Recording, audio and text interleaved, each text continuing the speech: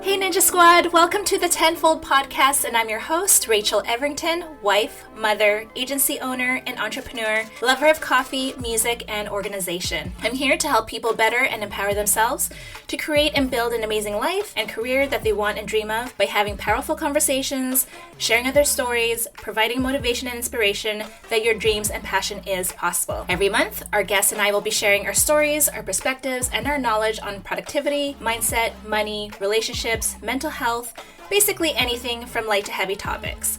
I'll be dropping new episodes every first and third Tuesday of the month, so make sure to hit that subscribe button.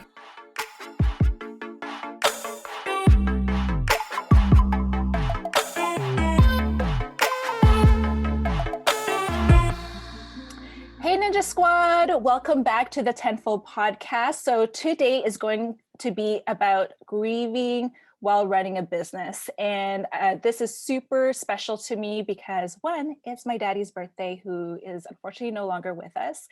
And two, I have one of my beautiful, amazing biz besties here to talk about her experience with her loss as well. And so we have our little tissues ready because you may possibly see some ugly crying, but this is what we're here for. We want everyone to learn from our experiences and understand that there is no right or wrong way to grieve through a process, whether you're running a business or not. So let me introduce you to Gwendolyn Young. And Gwendolyn is a highly sought after organizational communication and administrative expert. She is a huge fan of structure, systems, and processes, and loves helping her clients implement these in their businesses to make their lives easier and their businesses run smoother, scale faster, and profit quicker. I love that. She has been honored as one of the influential women in business by the Daily Herald Business Ledger in partnership with the National Association of Women Business Owners, Chicago chapter, and the Women's Innovation Network. Gwendolyn holds a Master's of Organizational Leadership from Lewis University and loves serving entrepreneurs, influencers, and professionals like you. Gwendolyn oversees the back-end operations for clients, helps with strategic planning, quality assurance, and supervision of teams. Basically, she's a superwoman, which is why I'm in love with her. So, Gwendolyn, yay! Welcome to the TENfold podcast. I'm super excited to have you. And thank you for coming and just enjoying this experience with me and be able to share your story with all of us. Oh, absolutely. Thank you for having me. I am thrilled to be here. And I have my tissues ready just in case you decide to make me cry. Me too. I am well prepared. I know. We'll see what happens. We'll try to hold each other's hands virtually and hug each other if that does ever happen. But let the folks know, let the Ninja Squad know, how did you get started as an entrepreneur, first of all? So, oh my gosh. Back in 2013, I was working in corporate America, had an amazing, cushy corporate job that I had absolutely no intentions on ever leaving. But I was diagnosed with systemic lupus back in 2013. And so there was a period of time where I had to come off of my job to just really focus on recovery. And during that process, I just knew that going back to a traditional workplace was not going to work well for me and just my health. And I didn't want to have to choose between taking care of myself and still doing work that I love. And so I was just like, okay, God, what am I supposed to do? Like, what am I going to do? And I clearly heard the response that, like, he's like, it's in your hands. And I'm like, well, what does that mean? So I started doing some research and started seeing, okay, is there an opportunity to do admin and operation stuff in the online space from home, like I did in the physical space? And then lo and behold, there was this whole industry that nobody had ever told me about, where people have been doing it for decades. And I was like, I'm good at that. I can do that. So, I had to make a choice. It was like either go back to corporate and deal with the bureaucracy.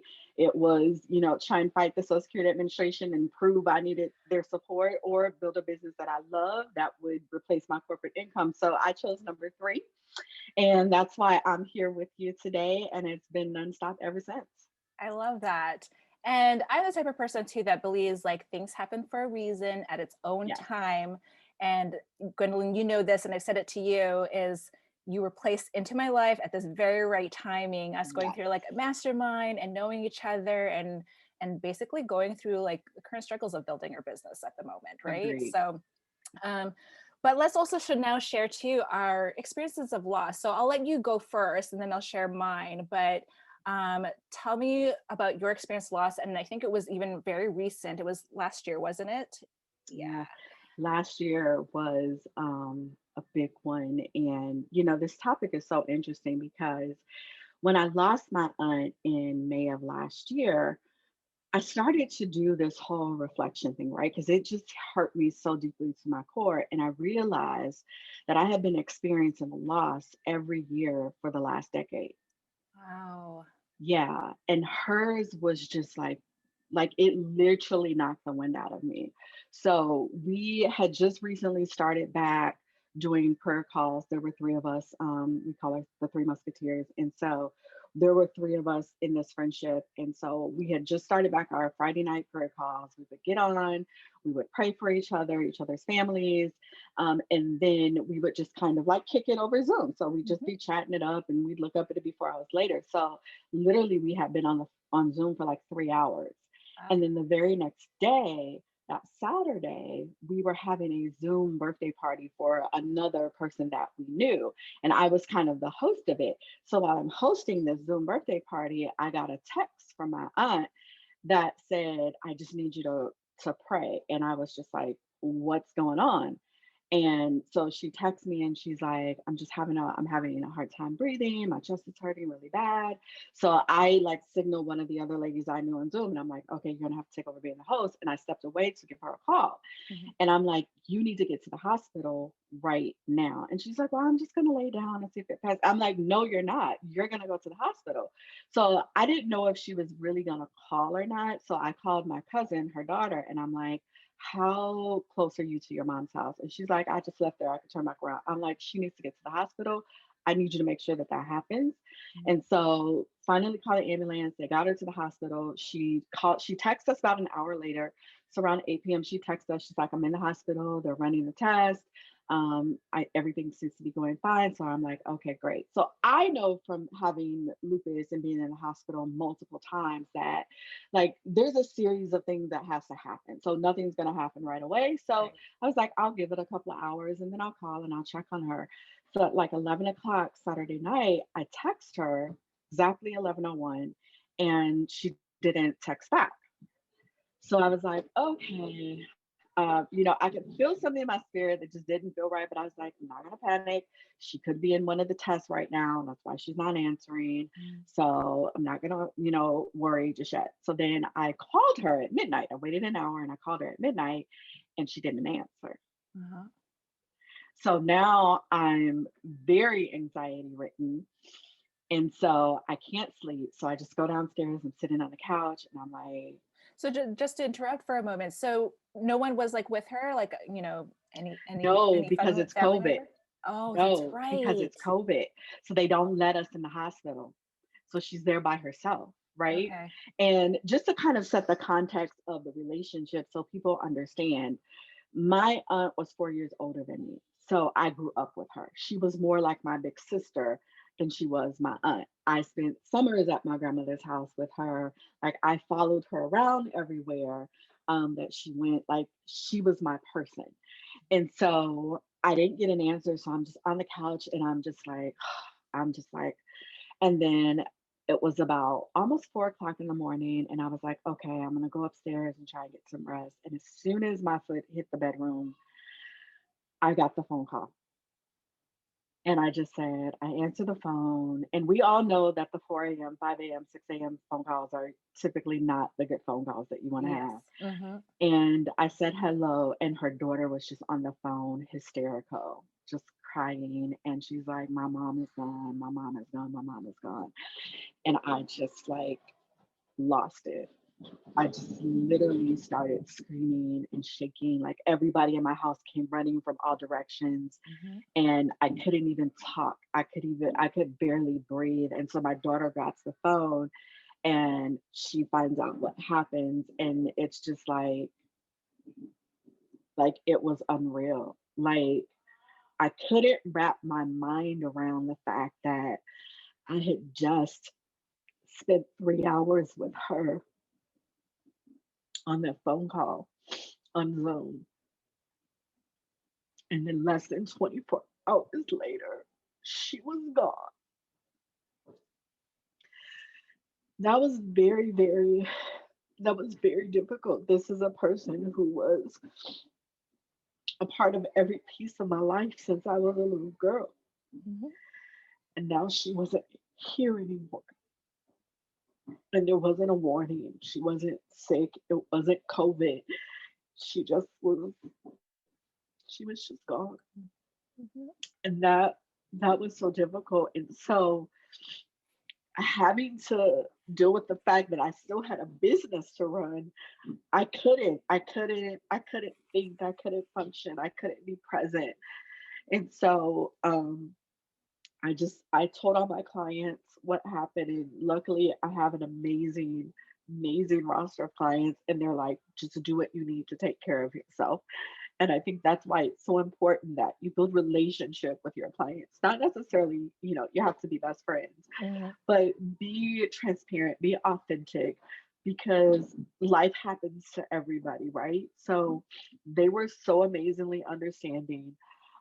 My team that I did have in place at the time, they were great with support and still doing things. But literally for a week, I couldn't do anything. I couldn't function. I just literally just sat on the couch trying to figure out like what just happened. And I was so angry, right? Like I was angry at her.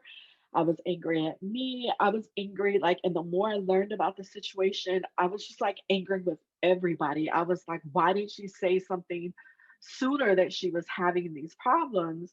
Why didn't I tell her Friday to go to the doctor? Or why didn't I call her on Saturday morning to check on her? Or they knew that she was having shortness of breath at work. Why didn't they call the ambulance? Like I just was so angry. I was angry at God. I was like, you knew this was going to happen and you didn't give me a warning. Like I was so mad.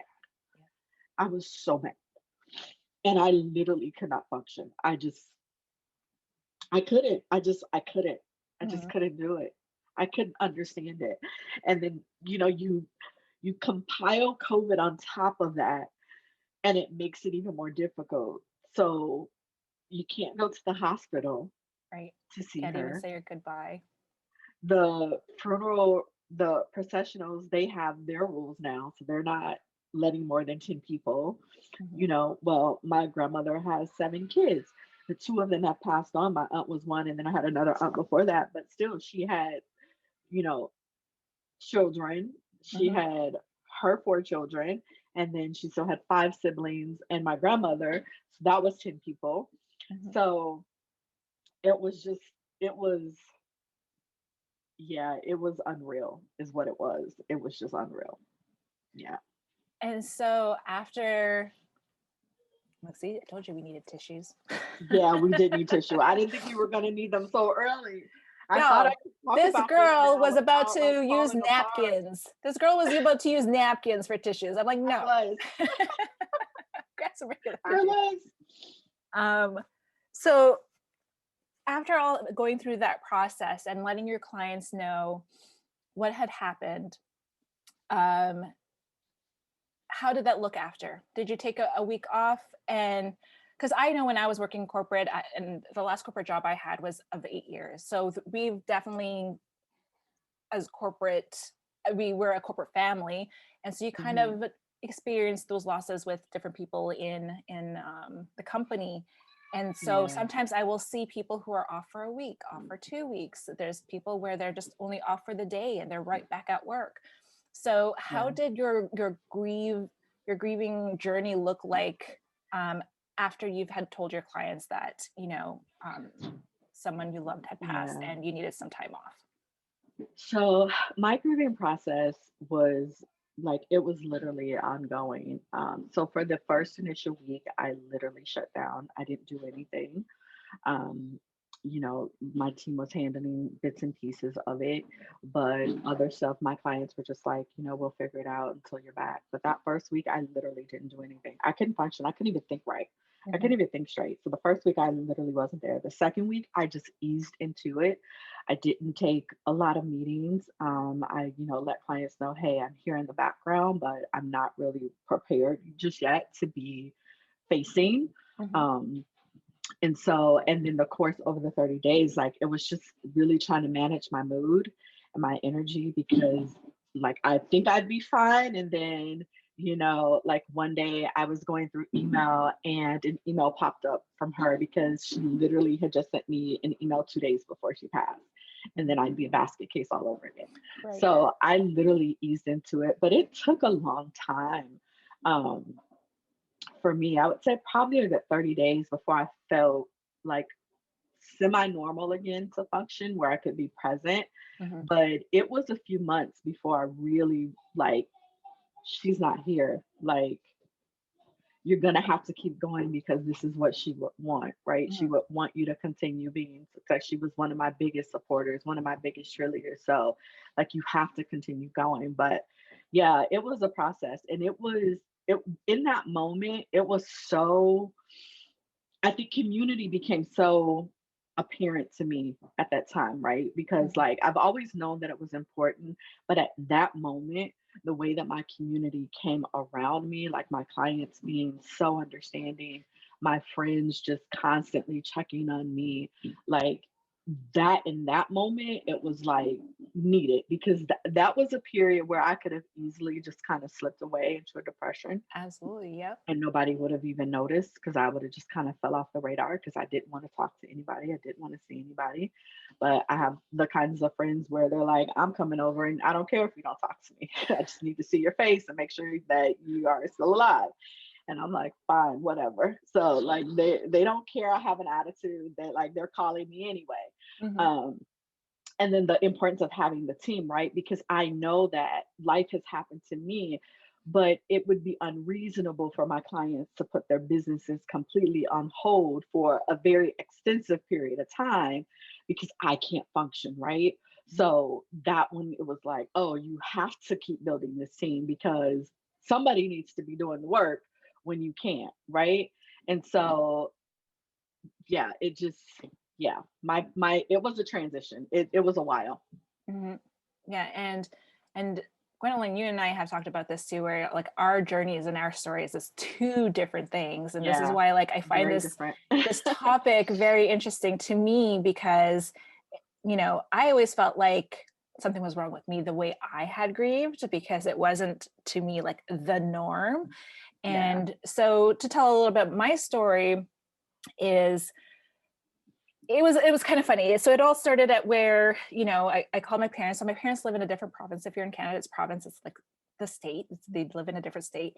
And the year prior, they had visited us. So it was our turn to visit them. And we told them like we would come in what was it? I think it was like September, and then some plans changed because my husband's client there was his client was leaving on vacation, so they depended on him. And so I said, okay, no, let's book it for like October. We'll be there for October. And I remember my dad calling, and I didn't pick up. And I grew up in your typical Filipino family. They're helicopter parents. And so sometimes it was usually, things that you take for granted, them whining and them checking up on you consistently. And you're kind of like, okay, yeah, I don't have time for this. And so I remember seeing his call come in and I ignored it because I was in a shopping mall and, of course, watching my kids. So I didn't want to be distracted and then lose my child inside a shopping mall. And I said, I'll call him later. And I completely forgot to call him later. Next day, same thing. And then, so 2 days after his call, my husband and I and my child, we were out and we were going to do some shopping. This is back in 2018. And I see a phone call come in and it's my sister. And my heart sank because um, I have two siblings, brother, sister. I'm the oldest and we're not close. People like to think of me as the black sheep of the family. I like to think I'm the golden child. So she I calls, can and relate. I knew something is up because we do not talk unless it's definitely important or that she needs advice. Um, so I pick up, and she's crying, and she says, "Dad is gone." I'm like, "What do you mean he's gone?" I'm like, "Dad's in the hospital. I think he's gone." And I'm like, "What do you mean you think he's gone?" And so I said, put mom or your kuya, which is brother in Tagalog, put them on the phone. What is going on? And so she puts my mom on the phone and she's crying and I can't even understand her. So I told my mom to put my sister back on the phone. So I cannot understand what is going on because everyone's busy crying and I can't get any facts. And so finally they found my brother, they put him on the phone and they said like, oh, dad is at the hospital. And they said that there's blood in the brain and they can't do nothing about it. And I said, what do you mean they can't do nothing about it? I said, go them to do surgery and suck that blood out. And the reason I say that is because we've known people, who had an aneurysm, they just go to the ER, they get the blood sucked out and then they're fine. Like there's that moment, that small window of timing that you can save them still, right? Yeah. So he says, no, they said that there's no way to save him now. It's too late. I'm like, excuse me. So I told and I was yelling I remember yelling in the car and I said, you go back to that surgeon, you go back to that doctor and you tell them if they truly believe he's gone and nothing can be done about it, I want them to write it on paper to say it's guaranteed that he's gone and we could not do anything about it. And I want that paper signed.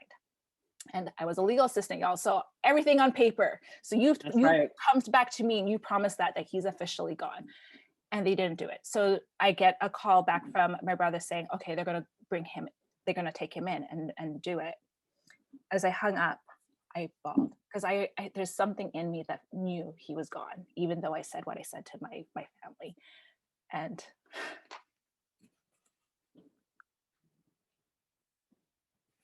Okay.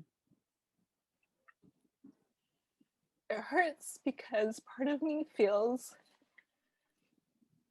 he was calling because he sensed the time was near. Yeah.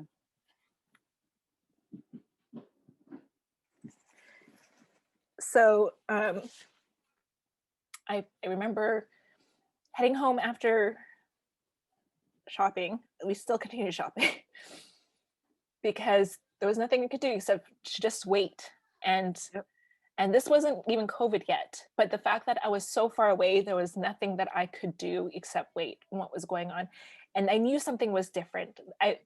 My dad was type 2 diabetic, and every time he ended up in the hospital, I knew it was really nothing, even though everyone else was crying and panicking. But I knew something different was different that day. I think I sensed him around me to tell me he was gone. So when I got home, I bought my ticket, flew over there, and he was basically on life support. And with that, during, obviously we made the decision because it was his wish not to be on it. It was actually his wish not to even have surgery. If he's gone, he's gone. He doesn't want to be on life support, period. But we wanted to see if the surgery, that little hope, if it would have worked. Yeah. So I had communicated with my clients just like you and was upfront about it and said, like, look, this is what's happening. And then even after updating them to say that my dad had passed, they were very understanding. It says like, take all the time that you need. And the two clients, especially that I was kind of worried about because they were, to be honest, they were male. So I didn't think that they would understand. But I found out that they had also lost their father as well. So they understood. And I told them, no, I don't want to take any time off. Give me, like, I'm still here. I'm still going to do the work, throw everything and anything at me. And I was the type of person completely opposite that needed time off. I wanted to work, to take my mind off things. And I think it was just different for me because two things. One, I felt like if I allowed myself to go into that deep crying grief, I would never get out of it. I would never get out of the dark. And two, because my mom, I had to also take care of her. She lost her best friend now, right? She lost the love of her life. And my siblings, that's a whole different story, another story, y'all. But they were going through their own grieving process. So it was really up to me, being the eldest and who had her head straight and who can shut it off when she needs to help my mom with the paperwork, to help with the funeral arrangements, to help pack and purge his belongings. My sister and brother didn't help. There was Oh, family members that didn't help. And that's again a whole new episode of family dynamics, but it was just me and my mom, and I felt like we didn't even have we didn't even have a moment to ourselves to actually grieve, because all we could think of, okay, what needs to be done? She I needs to needed get to out be of there done. now. What's the next step? And I tried to do as much as I could for her, so that way hopefully she still had a moment to herself. But my mom and I are very much alike, and we can bonk heads, and there is no winner when it comes to arguments. So I think her and I, we were keeping each other sane by having those, like, hitting each other in the head. Like, I remember going through my dad's clothes and I said, okay, should we sell, should we sell this? And it's like, no, don't sell that. Like, donate it to the Kidney Foundation. Like, why would you sell it? And I'm like, okay, I'm just asking, right? A little bickering. And that was basically our grieving process. There was not a moment to sit still. And I held it. And it wasn't until maybe like about 2 weeks later, that's when my husband and my kid came down, because that was the scheduled flight that when we were all supposed to come and visit. And it wasn't even when my husband arrived, and it was just my best friend, who I very much like more than anybody in the world. And I still held it together, still didn't cry. Like, there was so much work to do. And it wasn't until the when we finally got home back in my own bed is when I just let it all out. And but even that, I was like back at it with work. And I think till this day, it's still hard. Just like you, like when you mentioned, like, you think you'd be fine, and then you'd look at something and you just start crying. And so my husband always teases me, like, one day you're gonna be at the grocery store looking at a cabbage head, and you're gonna just start crying over cabbage, and someone's I gonna be mean, like, oh. seriously, like you never know. I mean, because that's a very real thing, right? Because, like, for us, my aunt was the one that was bringing the family back together again, Mhm, right? Like, she started the tradition of where we would have Christmas at her house every year. mhm, And so, right around that time, like, so Thanksgiving was very difficult, right? Because around that time, she sends me a Thanksgiving message every year, the morning of. And then that's when we start the conversations about, like, okay, who's bringing what for Christmas and what time is mhm. dinner going to start? And, don't be on Black people's time because we hungry and we want to eat. And, like, Right. we say 4 o'clock, that does not mean seven. Like, and so it was just, it was a thing. So so Christmas was not even the same, right? Because Mhm, we couldn't even gather without her because of mhm. COVID. And so it just was like another day. It Yeah. wasn't typically the festive thing that it is every year.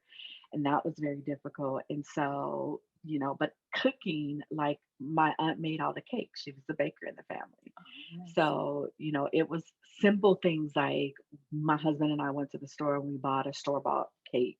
And so we bit into it. And the first thing my husband said is, it's good, but it's not Auntie Tracy's cake. Oh yeah. And then I just, like, oh my God, that just started a whole nother whirlwind of Yeah, tears. And I yeah. was like, when is this going to stop? Like, when is it going to stop? But, like, it's always something.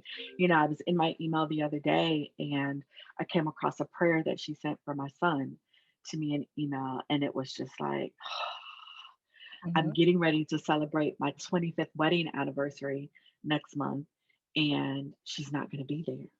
Yeah. And do you find that with that loss, does that affect like how you run and build your business today? And if yes or no, what lessons do you feel like you've learned going through that grieving process? Yeah, I definitely, I think, has changed the way that I look at my business, right? Um, I think I'm more intentional now and more purposeful Mhm. because while it's a cliche, I know that people think it's a cliche that tomorrow is not promised. when she passed, that became a very real reality for me because we didn't know. Like we were just talking for 3 hours like we would any other week. And then less than 24 hours later, she was gone. So that saying it took on a completely different meaning for me. So then it became more of like, okay, I need to be more intentional with my business and the impact that I want to make with it because I don't know if I'm going to wake up tomorrow. Mhm. I don't know if I'm going to be here next week to do some of the things that I want to do. I don't know if I'm going to be here to make the impact that I want to make. So, like, I got to go all in now, Mhm. right? Like, no more procrastinating because I think I don't know something, or because I think I have time to do it, or because I think I need to learn one more thing. I don't know all the other virtual support pros, all the other ninjas out there, but you're like, oh, I can't do it until I know how to do X, or Right. until I get Y in place, or, X, Y, and Z have to come This is together why our before I can. list is this long, because we Yes. know tomorrow's not promised. So we're like, we want to do it all of it now. So I'm just like, you know what? Crap with it. Like, I'm gonna do the things that I want to do. I'm gonna launch the ideas. I'm gonna go for it. Granted, I'm still gonna plan because it's just a part of who I am, but Mhm. I'm not gonna take forever to do it, right? I know that I want to impact professional service providers across the globe. I got to get to work in order to do that. And so I started thinking of what would she say if she were here, right? She would be cheering me on. Every time I'm on a podcast, she would be excited about that, right? She would be like, look at my niece. That was her thing. My niece, my niece, my niece, my niece. And so like I gotta still do those things because she would be proud of me. So I think it made me more intentional, Mhm. and like a little bit of fire, Yeah. right? Because I'm just like going along like, oh, it's gonna do what it's gonna do. No, it's gonna do what you put into it. So Yes. you might Yes. not have the time like you think you have it, so you need to get to work. Yes. Yeah, and my dad was the same way too. The little things, like if I were on TV, he'd be like, "Ooh, my daughter's famous now," like Yeah.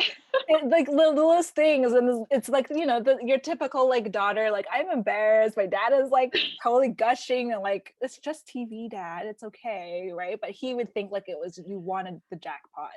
Absolutely. Um, and so there you have it, everyone. Like that is our story, and I hope that you guys got value of how we've Yeah. dealt with our grief. And again, there's no right or wrong way to do it. What feels good to you, only you would know how Yes. your mind and your body and your soul and your heart works. Yes. So but to lighten up our little episode here, because Uh-oh. we've already pulled some tissues here, so let me wipe my little I don't know what tears to here. expect, guys, so I don't know what this is about. Yes, I love doing this though. Okay, so we're going to do some rapid fire questions with Gwendolyn so we can get to know her a little bit more better, because as you all know, I say people by people and not people by businesses.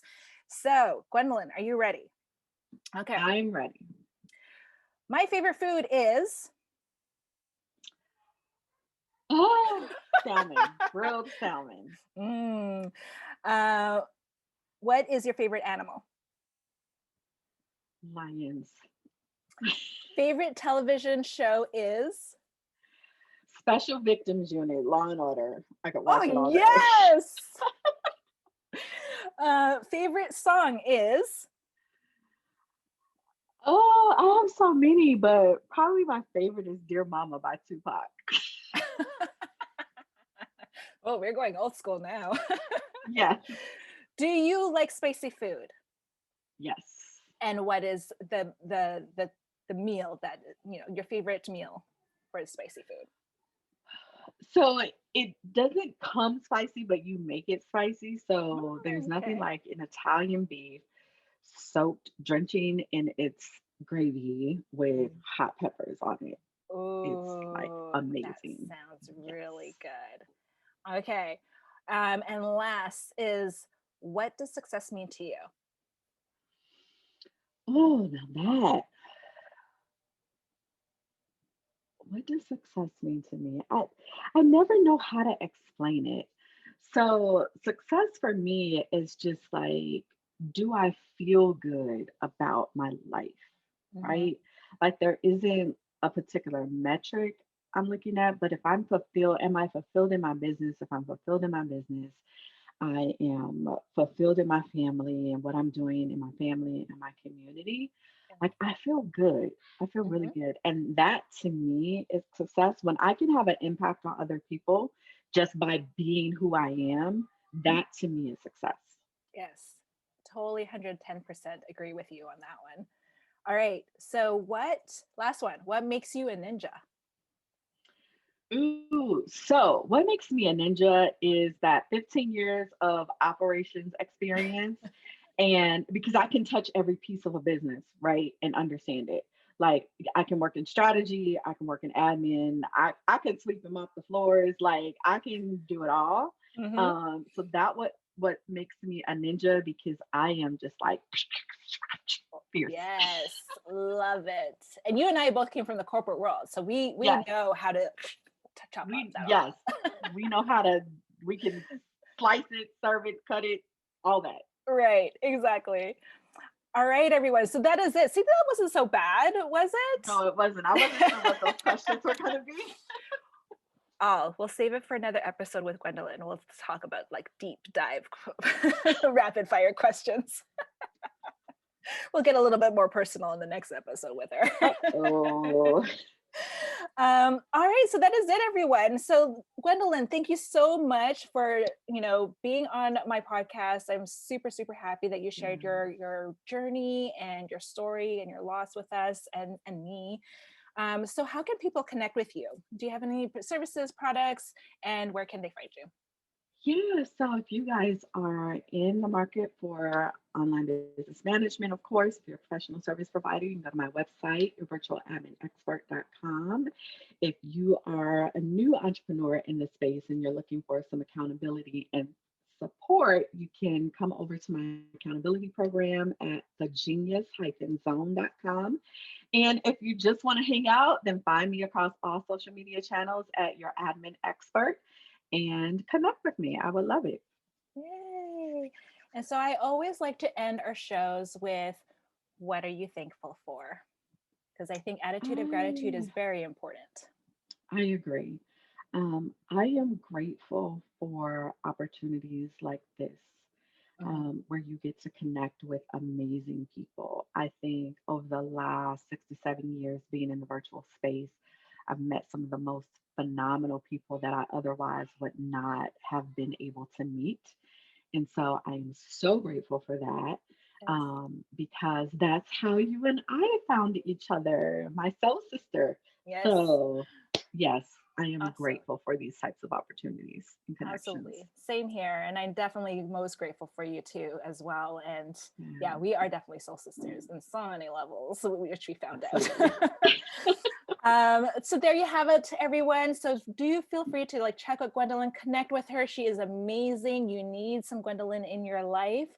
And always remember, count your blessings, not your problems. And we'll talk to you soon. Peace out, Ninja Squad.